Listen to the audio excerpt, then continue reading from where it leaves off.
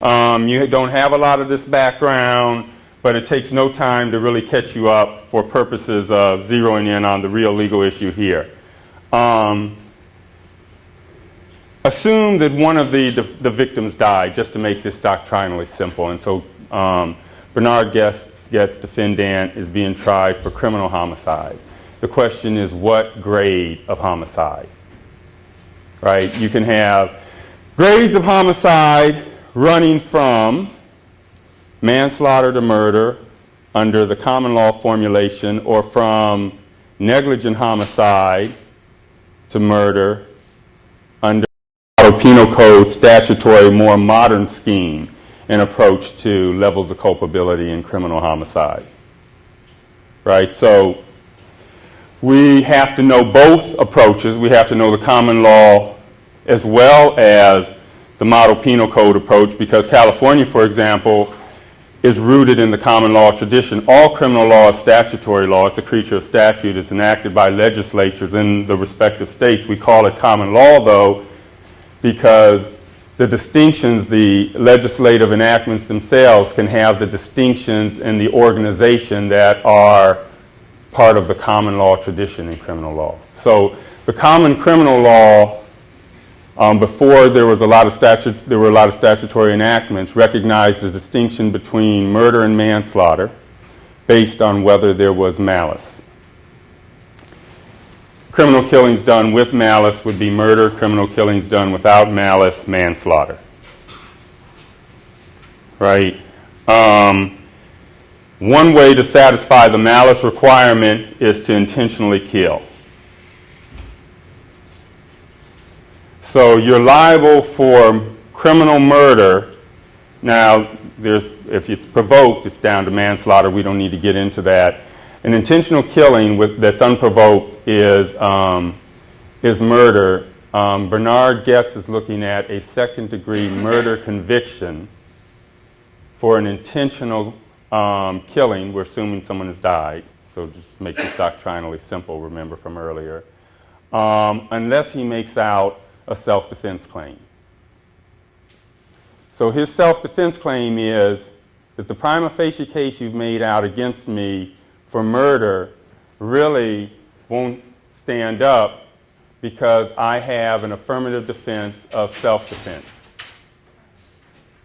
And to make out my self-defense claim, that is, I can be relieved from any liability for any criminal homicide, murder, manslaughter, anything else, if I can establish that over on page 753,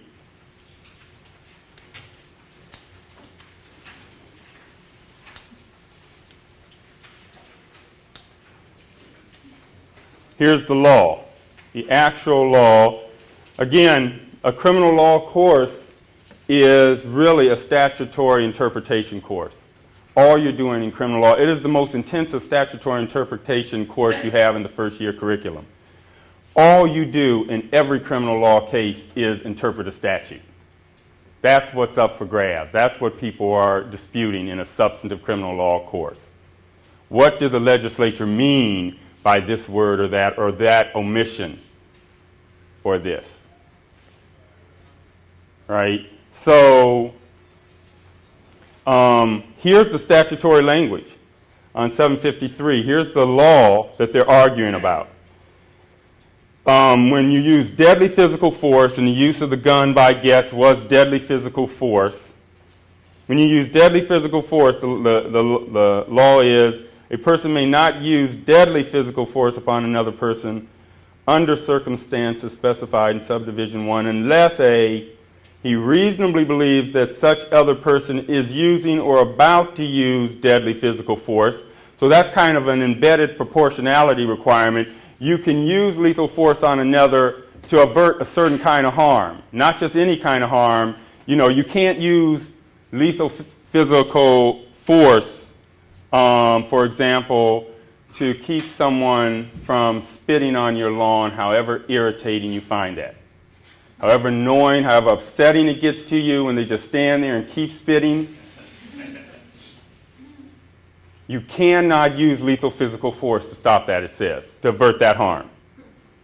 Right? It says there's certain justificatory principles that underlie self-defense jurisprudence. One of those is there's a proportionality that's embedded in the doctrine. What we think it's worth, what interest we think it's worth spending lives for. To protect these interests, we're saying as a matter of legislative will that it's worth spending these other interests. So one interest you can protect at the expense of another health, life, safety interest would be to prevent the use of deadly physical force against yourself, right? Or B, he reasonably believes that such other person is committing or attempting to commit, oh, okay, so these are going to be the other justificatory grounds, right? To prevent, to avert a kidnapping, a forcible rape, forcible sodomy. Now, often in many statutes, and we see the Model Penal Code, they just stop there. To avert those kinds of harms, you can use lethal defensive force. And that's about it. The catalog stops. What's interesting about this case is in New York, the catalog continues. There's another circumstance that you can use lethal defensive force in. There's another interest you can protect against, and that is robbery. Now, robbery has to be, for that to have any teeth, robbery without any fear of deadly physical force against yourself or kidnapping or forcible rape, right? For it to have any meaning, it's saying even if you don't have those, but you have robbery, you're justified if you're using lethal force to avert robbery, right? So it's saying even if you don't have fear of serious bodily injury, because that would be death or serious bodily injury, that's already covered, or kidnapping, but you just are sick and tired of being robbed, and you think you should be able to kill somebody who tries to invade that interest. And in New York, at the time this opinion is coming through, the legislature felt that way. The legislature threw that in. Right? That reflects the popular will. So you'd be allowed to kill an unarmed burglar? It doesn't say anything about the armed part could only go to you feared for your life. But you already got a privilege for that. What does the armed part then becomes irrelevant. It's now you're trying to rob me. And I'm not worried about my life, but I worked hard for these Converse. And I'm going to shoot.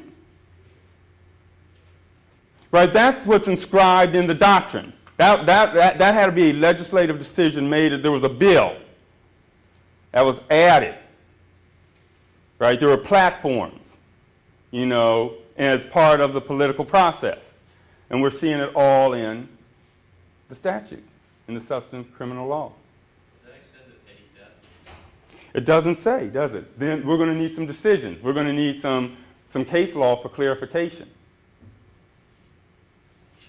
Right, kind of going off what he was saying, like how flexible is that as being like a defense attorney? Because just throwing an extreme case out there, now you're trying to be funny. What if I'm at work and somebody like takes my donut? That's robbery. And of course, like the law doesn't mention anything about like. Well, that's the great. Think of the great deterrent effect. Yeah, I mean, let's go there.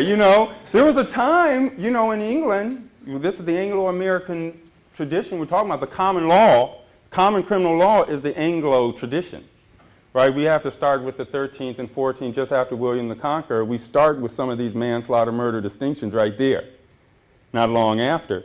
So in England, you could get decapitated for thievery, for pickpocketing. And I remember reading this one text. You could get capital punishment for, and it was public in those days, in the square. And they stopped killing just pickpockets in the public square as much as they once had. They started cutting back on the practice when they discovered that one of the greatest spikes in pickpocketing activity happened during the hangings for pickpocketing. People would come into the crowds, and while they were all watching, and pickpocket.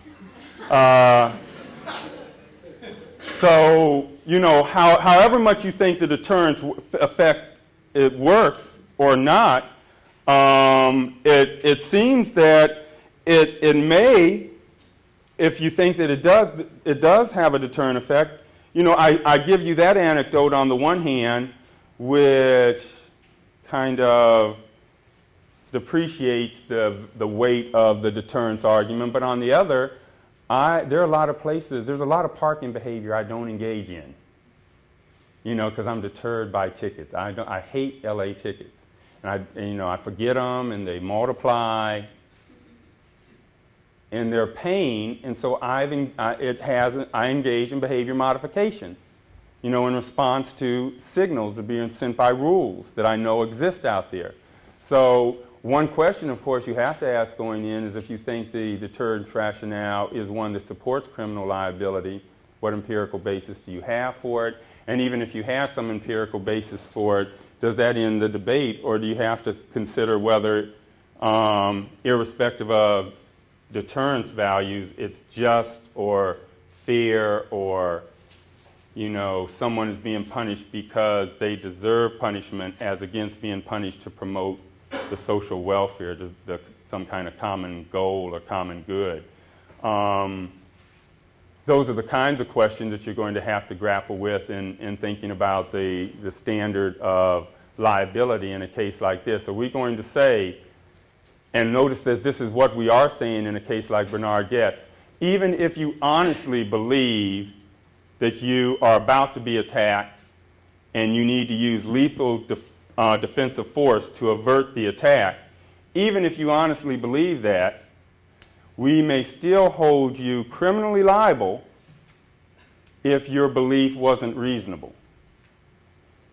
How is that fair to Mr. Goetz? Right? Because he honestly believed he was doing the right thing. So he had no subjective awareness of wrongdoing. If he's not subjectively aware of wrongdoing, which by hypothesis he is not, right? We're saying even though you honestly believed it, if you don't reasonably believe it, you're liable. That's what we're saying, right? So by hypothesis, we believe that you honestly believed it. But now we're saying if you didn't reasonably believe it, you're going to be held criminally liable. But how can you justify that from Bernard Goetz's perspective if an honest mistake negates the possibility of subjective awareness of wrongdoing? If you don't have subjective awareness of wrongdoing, you don't have choice. You're not choosing to do wrong. You don't have subjective culpability. You don't have fault. You have strict liability. You're holding him strictly liable for something that he says he was unaware of. He couldn't choose. He had no control over. How can that be fair to Mr. Goetz? Are we also considering whether or not he could reasonably believe that was a robbery? I mean, to me, that didn't even seem like a robbery. He's in a car with other people. Someone says, "Give me money." I mean, you hear people say, "Give me this" all the time. You say, "No, I don't want to." That, to me, didn't necessarily signal robbery. Right. Well, great. Let's say that we analyze this case the way most folks analyzed back in the days when this case was in the headlines. They approached it, even though we see there's this robbery issue, that wasn't much discussed. They approached it as a case of Bernard Goetz making a self-defense claim that he feared for his own life and used lethal defensive force to protect his own bodily integrity interests, his own health and safety in life, right? And he says that was a reasonable belief, right? Because you have to find him, oh, they moved all of the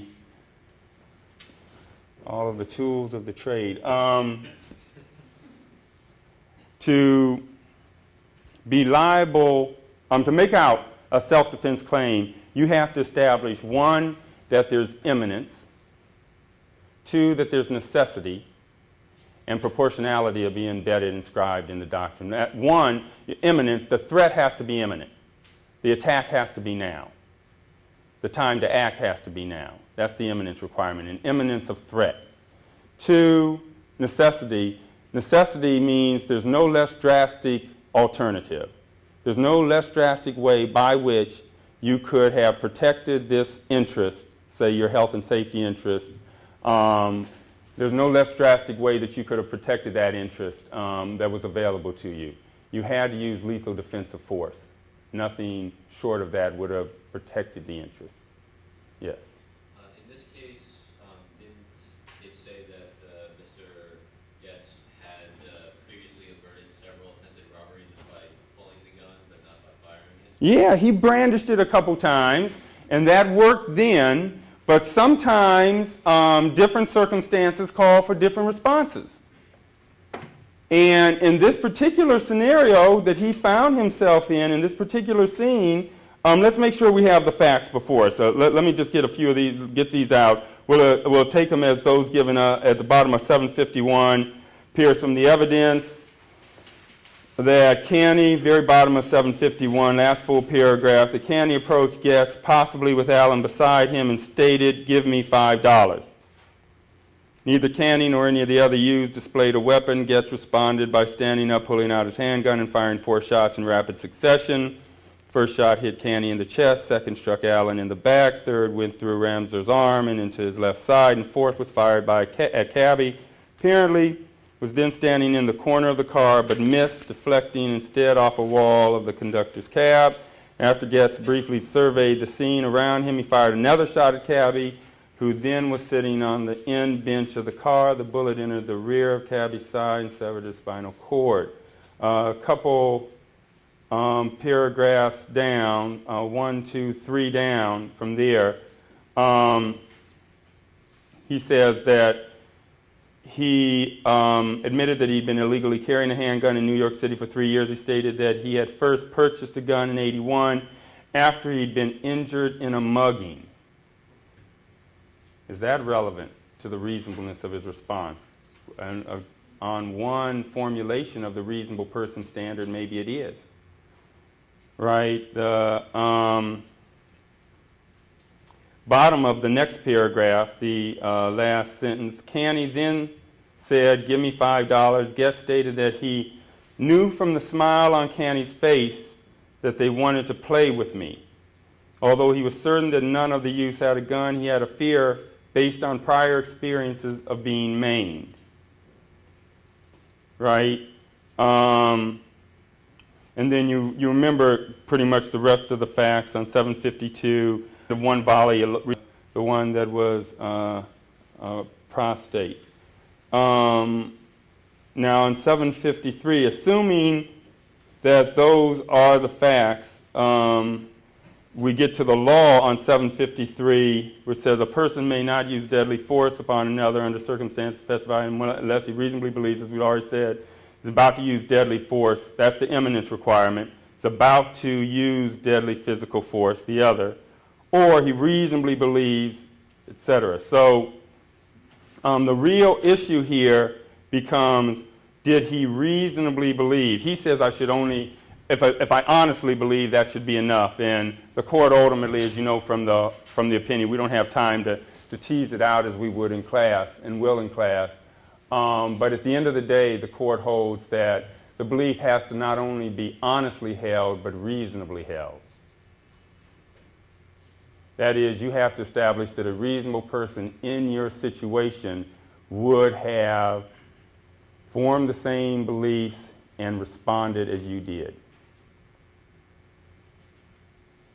And your situation can consist of events that have happened in your specific past? That becomes the key issue. That becomes the key issue.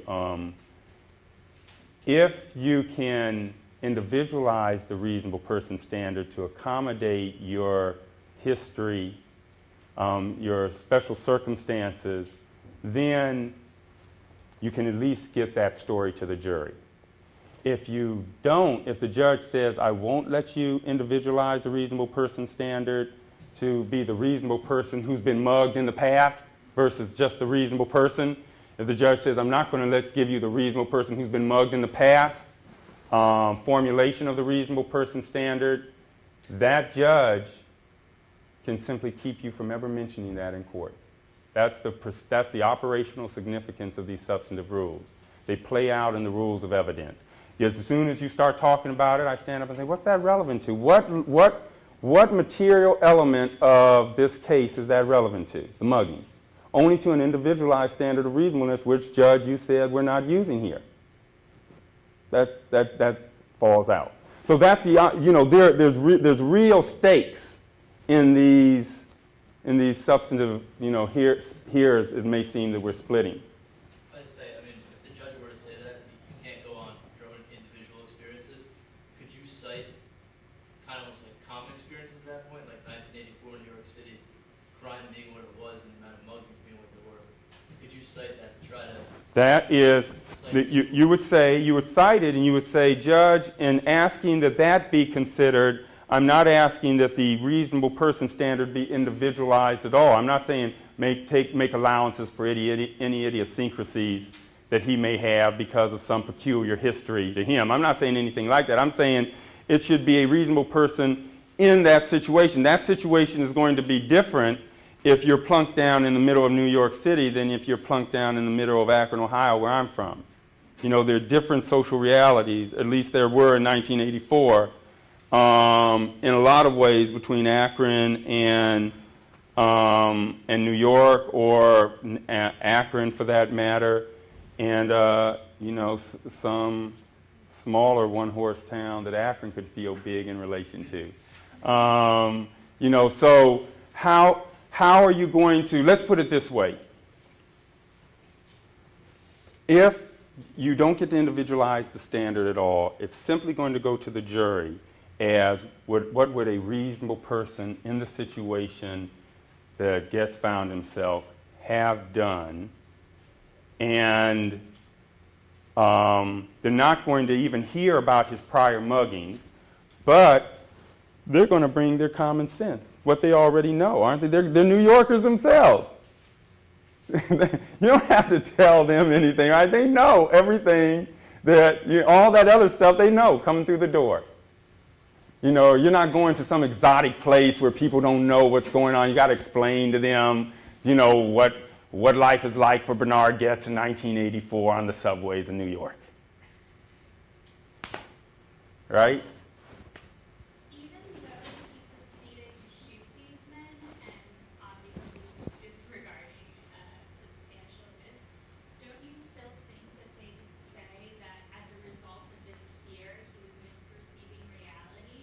Oh, yeah.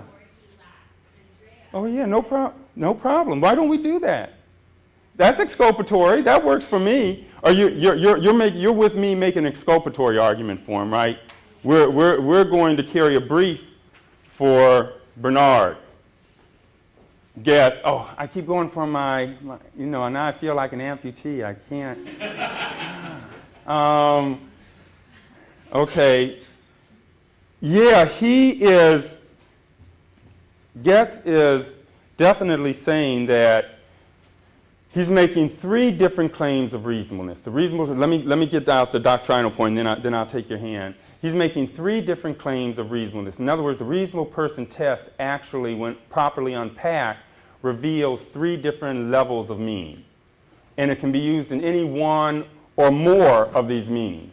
The first meaning is reasonable as typical. That's typically what the reasonable person standard means, right? If you say my reaction was reasonable, it's another way of saying it was ordinary, average, common, not aberrant in any way. Reasonable is a term of art in our course, right, as it is in torts. It does not mean rational. It does not mean right.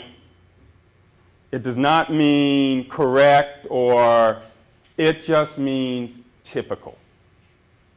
You see it in all kinds of verbal formulations that people use to try to express the criterion in more homey terms. I've heard phrases like, the reasonable person, the reasonable man. Historically, it's the reasonable man.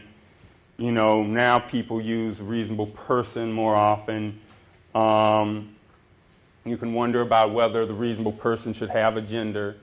Should the reasonable person have an age, an education? What kind of background does the reasonable person have? You can ask all of those questions, but what they all come down to is the claim that as long as I don't differentiate myself from others in my reactions, then I'm not blameworthy. Even if they're not right reactions, even if I'm wrong in some sense, right? I make a mistake, but if it's the kind of mistake that ordinary people would make, then it's a reasonable mistake. And if I'm making a reasonable mistake, you can't blame me for committing this actus reus, causing this death, for example. And so one of the ways I may make that excuse claim that it was a reasonable mistake might be, first, that it was typical in the sense that if I draw a person from the baseline being the general population, an ordinary person drawn from that general population would have responded the same way. Getz could make that argument. He could say, any New Yorker in my shoes would have responded like I did, or could have responded like I did. That would be the first level claim of reasonableness. Or he could say, on a second level claim of reasonableness, maybe I overreacted. Maybe I overestimated the risk posed. Maybe I reacted in a way that was excessive. Let's, for the sake of argument, go that route for a moment. He could say, still, I should be exculpated. My conduct should be found reasonable if you conclude as a jury that an ordinary person who had a history of mugging might have gone off like that. As long as you individualize, as long as you individualize the reasonable person standard to that extent, then I may be able to make a kind of excuse claim that's saying my reaction was typical, but not typical as compared to the baseline of the general population, typical as compared to the baseline of the subgroup of people who've been mugged. I'm saying my behavior, my beliefs were reasonable when measured against the baseline of other people who've been mugged. Make that the baseline, individualize the reasonable person standard to that extent, and I think I can get to the sympathies of the jury. That's the second level claim of reasonableness. That's an excuse-based claim. Or there's finally a third level claim of reasonableness, and all of this is embedded in the standard and may not become explicit unless you unpack it kind of reflectively as we are and see where different arguments are going to. He could say that, as he did, that I knew from the smile on Canty's face that they wanted to play with me. That because of my prior mugging experience didn't just give me an excuse. It didn't just enter a distortion in my psychological and perceptual processes and make me overestimate and irrational and all that. That's not the argument I'm making. The argument I'm making is that when you've been mugged before like I have, you develop a certain expertise. You develop a certain privileged kind of understanding and knowledge of things that you don't have if you haven't been there, if you haven't gone through it. I'd been mugged before. I'd warded off 2 other muggings. Maybe in your politically correct world, you have your beliefs about what you would have done. But I'm telling you that as somebody who's been there, I have a kind of privileged epistemic position to view things from. When we're talking about claims to knowledge and whose claims to knowledge are to be treated as most authoritative in the adjudication process, I'm explicitly saying to you, jury, suspend any disbelief you have. I have privileged insight, privileged access to judging accurately risks that I face because of the experience I've gone through, that you may underestimate because you just haven't been there. So my claims to knowledge are more authoritative than yours. Now, as I say that, you know, I want you to recognize, that's why I had you read also cases on battered women, that in self-defense claims made by a number of battered women, especially in cases in which the battered woman kills someone in a non-confrontational situation when he's asleep or there's a lull in the violence, et cetera, which isn't the majority of cases. It's only about 25% of the cases. The vast majority are confrontational situations in which, you know, it's a real, just ordinary self-defense. But in that minority of cases in which there is a killing during a lull or while the abuser is asleep, the arguments that are made on behalf of defendant battered women are exactly the same that we're hearing Bernard Goetz make. They're the same three claims of reasonableness, same three-level claims, right? First, like I said, most happen in confrontational situations. It's, if you were there, if you were in my shoes and somebody's coming at you who outweighs you by 100 pounds, wielding whatever, you would have done the same thing. It's just ordinary. You don't need to individualize the standard of reasonableness at all. Second, I want to introduce evidence by someone like Eleanor Walker, for example, one of the pioneers in this area, who's going to talk about the effects of a cycle of battering, how it gives rise to post-traumatic stress disorder that we call battered women syndrome, how as a result of that syndrome, women can underestimate the ability to leave situations, the possibilities of escape, and they can overestimate the risk that's posed by abusers, even ones who are asleep. So it's a series of psychological distortions, post-traumatic stress disorders that are introduced, and it's an excuse claim. You know, there wasn't really imminence, and there wasn't really necessity. I could have gone, but just, you know, my responses were distorted by these brutal external forces that were brought down on me over a period of time, and have now made me, respond in the way that I did, and it was typical for someone who's been battered. So you're back to the baseline of battered women, and where do I fit? Can I fit my case in there? If I don't, then you'll say it's unreasonable if it falls outside that range.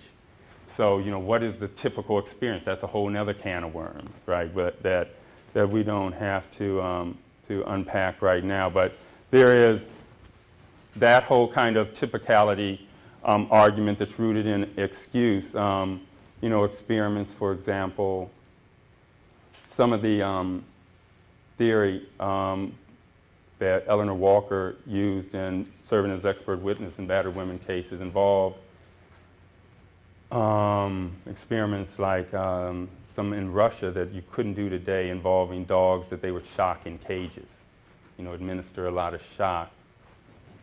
And then they'd get to the point where they'd open the door of the cage so that he could escape and administer shock. And the dogs wouldn't leave the open door. They called it learned helplessness, you know, from, you know, being trapped in a situation and receiving constant negative reinforcement. You know, when people are making the second level claim of reasonableness, those defense counsel, they're saying that something like learned helplessness, that distortion in the defendant's psychological processes, could have caused her to not appreciate the escape possibilities. And then finally, the third level claim of reasonableness could be, no, I belong to a subgroup, yes, but I'm not making any kind of excuse claim or excuse-based claim. Actually, what I did was justified. I have more accurate, keener perceptions of the realities confronting, the risks confronting battered women, and this particular battered woman having been through it myself. I have authoritative knowledge. My claims to knowledge really are rooted in my particular experience, but that particular experience wasn't a distorting one necessarily, but a sense and sensibility enhancing one in terms of certain kinds of risk assessment, at least.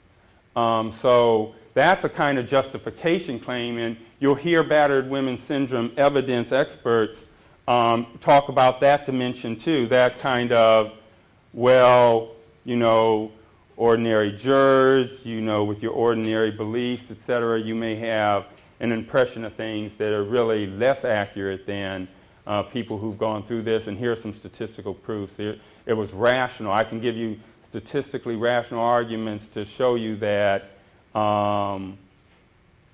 often there can be an escalation in violence and separation assaults that cause death to women, and they can recognize the signs better than somebody who's not part of that situation. I can try to offer you that empirical evidence to combat whatever perceptions you have as jurors coming into the jury box. But the main point is this third level claim of reasonableness is one rooted in not excuse, but really I'm really more, kind of tuned in and keyed in. Now, to the extent that we're saying that it's rational, the third level claim claims to rationality, that's also like Bernard Goetz, right? Because Goetz is saying, well, I have especially something to fear rationally from ambiguous black men.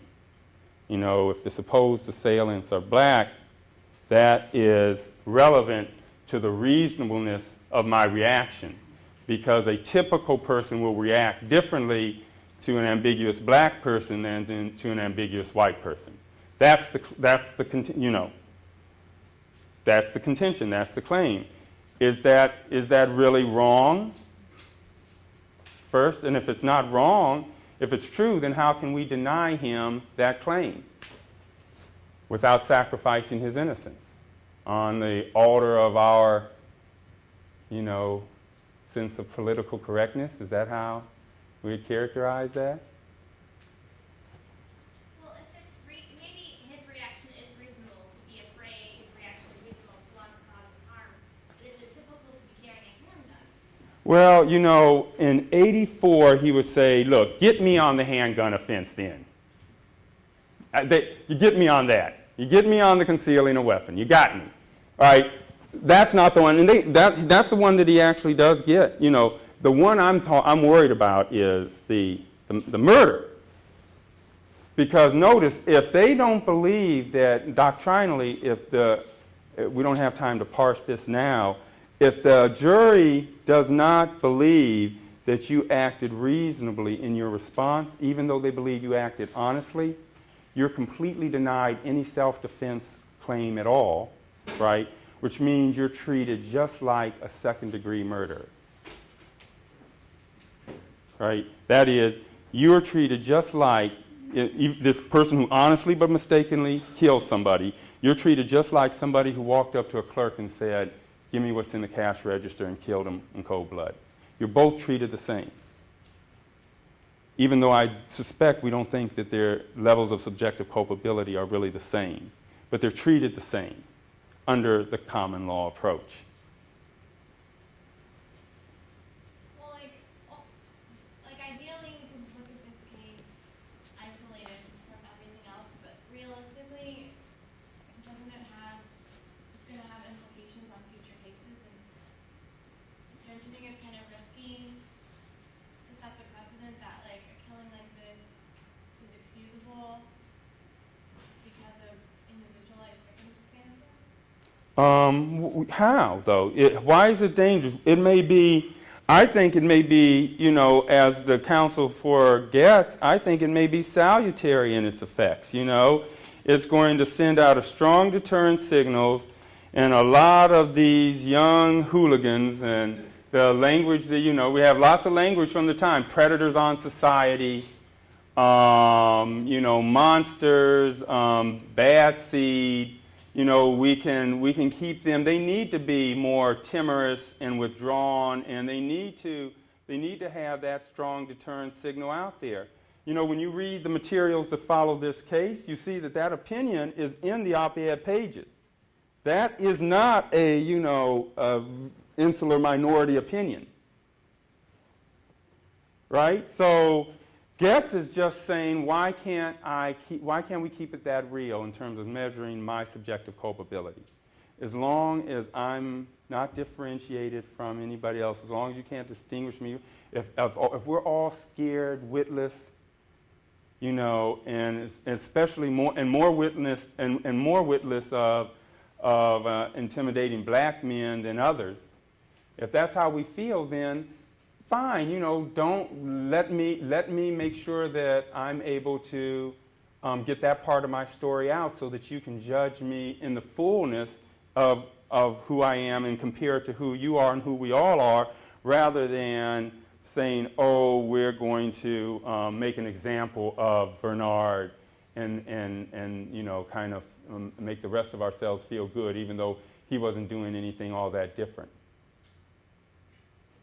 How about proving imminence in shooting the cabinet who was sitting down at the time after you missed him?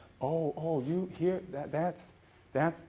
that's one of the excuse theory's approach to the excuse variant of the reasonable person test. When I'm saying excuse me for ordinary human frailty and fallibility, this is when it's at its kind of in its glory, right? Because now, and you saw this in some of the readings after the material, now you're saying if an ordinary person could lose control, in provocation doctrine, we have all kinds of cases of people losing control and there being a mitigation. If you can show that a reasonable person would have been provoked, you can ratchet down from murder to manslaughter if there's a reasonable provocation. Well, we have the reasonable person working in a lot of those other kinds of contexts. So, and here, if you can demonstrate that an ordinary kind of typical person for a moment can lose control and snap, and you have the op-ed piece from the Washington Times where he talks about the limbic system overtaking the neocortex. The limbic system hijacks the neocortex, tells them to get over in the corner and shut up, and just goes off, right? That's what that article said happens. So there's no agency, right? There can't be criminal responsibility without personal responsibility or agency. And I have no agency when this fear overtakes me or this anger overtakes me. In all these provocation cases, it's anger. People are angry. What did you say? And they say I'm taken over, and to the extent we recognize the provocation claims, which we routinely do, we're letting them say, I'm less than a full agent. I'm somehow, not fully responsible because, for whatever reasons, I'm not a full agent. In the rape material, when we cover rape in this course, in criminal law course, which you do have to lock horns with, I think, to do justice to any understanding of criminal justice process, you hear similar kinds of claims come up about agency, males who are unable to control themselves under certain circumstances. And they say, but it was reasonable. I just lost control, but, I'm just an ordinary Joe. And that's the reasonable person standard. If I'm typical, you can't blame me. Now, we won't get behind what typical can mean, but all I have to do is show that blame is reserved for the statistically deviant, which is the normative claim that I'm making by this typicality approach to the reasonable person test, and it's the one that reigns. Right? I have a question. Earlier you said that the judge could decide whether you can formulate the individualization of your past with the standard of reasonableness. Does that mean that they can technically preclude you from the second and the third type of... Absolutely, yes. That's right, yes. That's the teeth. That's the doctrinal teeth of all of this, folks, is it cashes out at trial with the kind of story you can tell, because trials are really about dueling narratives, right? You want to tell your story, they're telling theirs, who has the most compelling, incredible narrative. Well, these rules tell you that in certain cases, the courts won't let you even tell that part of your narrative. That gets cut off if it's not relevant, and the substantive rule tells you what information is relevant. Whether we individualize the standard of reasonableness so your history is relevant, or if we make it more objective and standardized and your history is irrelevant. Right, so the stakes, the interesting thing about that comparison between the battered women's self-defense claims and those of Bernard Goetz is that I think politically, I found through the years, students tend to left-leaning students tend to identify with the victims in the Getz case and criticize the defendant, and right-leaning students not as much. On the other hand, the battered women's case, the left-leaning students identify much more with the defendant and less with the victims, and vice versa, with more right-leaning students. But you see when you get into this that on a certain kind of analytical level, the law is really, on kind of a formal level, you can't make predictions from where people are politically to where they will come down doctrinally. You can have the same doctrine that supports Bernard Getz's claims, supports the battered woman's claims, right? If you think that they should be treated differently at all, you're going to have to come up with some other reasons than doctrine.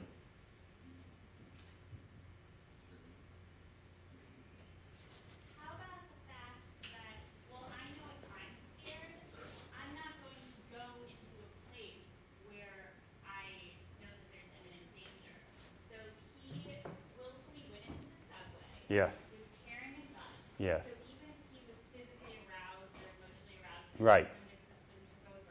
Right. He still showed that intentionality and that agency just by the fact that he had a gun. You know what? And he should be able to show that agency. Because we're going to treat him differently than we do complaining witnesses in rape cases. We tell complaining witnesses in rape cases, it comes out in a lot of our material, that there's certain places and times you shouldn't be.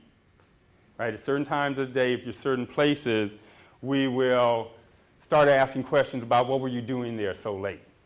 Right? We don't ask that about if I go to an ATM or somewhere around here in the middle of the night, someplace where I know I shouldn't be taking money out, and I do, and I am assaulted. No one mitigates the crime in any way for the assailant or say, Armour, we're really not.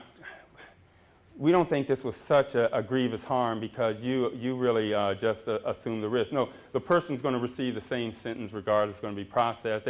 There's no contributory negligence in that context, but in the context of physical safety in these situations. So he would say, I should be able to use ATMs any time of the day or night.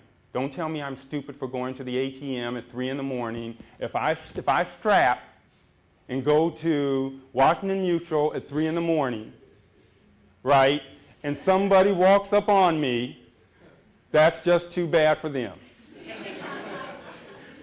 And you should all support me in that. You should say there's no place I shouldn't go as a guy at 3 in the morning if I'm strapped.